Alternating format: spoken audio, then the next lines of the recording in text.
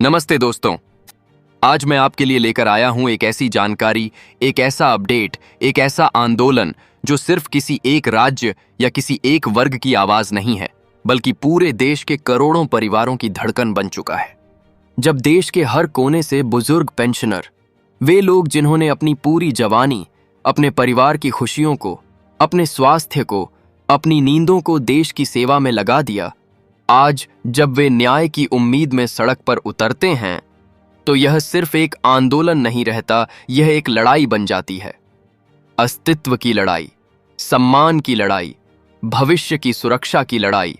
और इस लड़ाई की गूंज अब इतनी तेज हो चुकी है कि उसे रोकना किसी के बस में नहीं है। आज का दिन सिर्फ एक और खबर का दिन नहीं है, बल्कि उन आवाजों को मंच देने का दिन है जो कई सालों से दबाई गईं, अनसुनी की गईं और जिन्हें अब देश के सबसे बड़े नेता भी अनदेखा नहीं कर पा रहे। देश भर में मौजूद EPS 95 पेंशनरों के लिए यह ऐसा समय है जब उम्मीद और संघर्ष दोनों अपने चरम पर पहुंच चुके हैं। लगातार बढ़ती महंगाई, दवाइयों का बढ़ता खर्च, परिवार की जिम्मेदारियां और RS 1000 की न्यूनतम पेंशन, जो आज के समय में किसी व्यक्ति के महीने भर के दाल चावल तक का खर्च भी पूरा नहीं कर सकती, यह वह दर्द है जिसे अब हर पेंशनर बोलकर नहीं, अपने संघर्ष से व्यक्त कर रहा है। यही कारण है कि आज EPS 95 पेंशनरों का यह आंदोलन सिर्फ सामान्य जन आंदोलन नहीं, बल्कि इतिहास लिखने की तैयारी कर रहा है। दिल्ली का जंतर मंतर, वह जगह जिसने कई क्रांतियों को जन्म दिया, अब फिर से एक ऐतिहासिक गवाही देने वाला है। 3 दिसंबर और 4 दिसंबर को जो आंदोलन शुरू होने जा रहा है, वह सिर्फ 2 दिनों का कार्यक्रम नहीं है। यह एक लहर है जो 5 दिसंबर तक और आगे भी बढ़ सकती है। यह एक ऐसा आक्रोश है जो शांतिपूर्ण होकर भी तूफान की तरह असर छोड़ता है। राष्ट्रीय संघर्ष समिति इस आंदोलन की अगुवाई कर रही है और यह बात अपने आप में बहुत कुछ कह देती है, क्योंकि यह वही समिति है जिसने हमेशा संवैधानिक दायरे में रहकर अनुशासन के साथ पूरी गंभीरता से पेंशनरों की आवाज को सरकार के सामने रखा है। इस बार की खास बात यह है कि देश के कई सांसद, चाहे किसी भी पार्टी से हों, इस बार आंदोलन में शामिल होने वाले हैं। यह जानकारी सिर्फ किसी अफवाह या अटकल पर आधारित नहीं है। पिछले कुछ समय में जो गतिविधियां हुई हैं, जो मीटिंग्स हुई हैं, जिस तरह से सांसदों ने कमांडर अशोक रावत और राष्ट्रीय संघर्ष समिति से बातचीत की है, उससे साफ पता चलता है कि देश का राजनीतिक वर्ग भी अब इस मुद्दे की गंभीरता को समझने लगा है। जब सांसद जंतर मंतर पहुंचेंगे, तो वे सिर्फ फोटो खिंचवाने या दिखावटी समर्थन के लिए नहीं आएंगे। इस बार स्थिति अलग है। इस बार वे खुद जमीन पर बैठकर धरने में शामिल होंगे, अपनी आवाज सरकार तक पहुंचाएंगे और साफ शब्दों में कहेंगे कि EPS 95 पेंशनरों की न्यायपूर्ण मांगें तत्काल पूरी की जाएं। इस आंदोलन की दूसरी बड़ी गूंज गुजरात से उठी है और गुजरात की यह आवाज अब सीधे देश के सर्वोच्च नेतृत्व तक पहुंच चुकी है।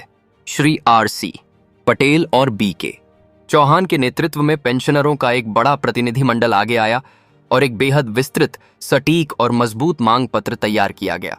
यह मांग पत्र सिर्फ एक औपचारिकता नहीं था, बल्कि एक दस्तावेज था जिसमें पेंशनरों की वे सारी वास्तविक समस्याएं, वे सारी आर्थिक चुनौतियां और उनकी जिंदगी से जुड़ी कठिनाइयां लिखी हुई थीं। यह मांग पत्र प्रधानमंत्री और केंद्रीय श्रम मंत्री डॉ. मनसुख मांडविया तक उनके निजी सचिव के माध्यम से सीधे पहुंचा दिया गया है।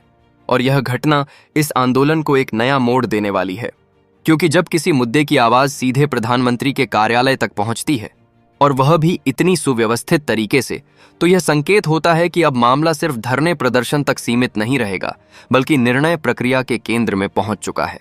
EPS 95 पेंशन योजना को समझना भी जरूरी है, क्योंकि जो लोग इस आंदोलन का समर्थन कर रहे हैं, उन्हें यह जानना चाहिए कि आखिर पेंशनरों की मांग क्या है और इसकी जड़ कहां है। EPS 95 यानी एम्प्लॉई पेंशन स्कीम 1949, यह उन कर्मचारियों के लिए बनाई गई थी जो EPFO से जुड़े थे। इस योजना का आधार यह था कि जब कर्मचारी 12% PF में अंशदान करेगा और नियोक्ता भी 12% देगा, तो नियोक्ता के अंशदान का 33% हिस्सा EPS में जाएगा, ताकि कर्मचारी को बुढ़ापे में एक सम्मानजनक पेंशन मिले। लेकिन यही पेंशन आज RS 1000 प्रति माह पर अटकी हुई है। सोचिए, एक व्यक्ति जिसने 30-35 साल नौकरी की हो, जिसने कंपनी, उद्योग और देश की तरक्की में अपनी उम्र लगा दी हो, उसे रिटायरमेंट के बाद RS 1000 दिए जाएं। क्या यह सिर्फ अन्याय है? नहीं, यह अपमान है। यही वजह है कि पेंशनरों की मांग है कि न्यूनतम पेंशन कम से कम Rs 7500 प्रतिमाह की जाए। साथ ही महंगाई भत्ता DA भी लागू किया जाए। अब बात करते हैं कमांडर अशोक रावत की, जो इस पूरे आंदोलन की रीढ़ हैं। उनका नाम सुनते ही देश भर के पेंशनरों की आंखों में उम्मीद की चमक आ जाती है। वे सिर्फ एक नेता नहीं हैं, बल्कि एक जज्बे का नाम है। पिछले कई महीनों से वह लगातार राज्यों का दौरा कर रहे हैं।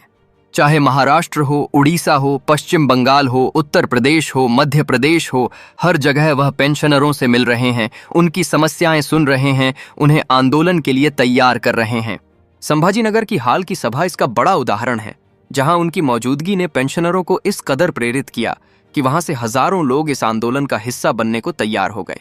उनकी यह यात्रा सिर्फ भीड़ जुटाने तक सीमित नहीं है। वे रणनीतिक रूप से काम कर रहे हैं, मंत्रियों से मिल रहे हैं, सांसदों को समझा रहे हैं कि यह सिर्फ एक स्कीम नहीं, बल्कि लाखों बुजुर्गों का भविष्य है। उनका यह प्रयास है कि सरकार पर एक ऐसा नैतिक और जन समर्थन आधारित दबाव बने जिसे अनदेखा करना नामुमकिन हो जाए। सबसे बड़ा सवाल यही है कि क्या न्यूनतम पेंशन Rs 7500 लागू होगी? क्या सरकार लिखित में आश्वासन देगी? श्रम मंत्री डॉ.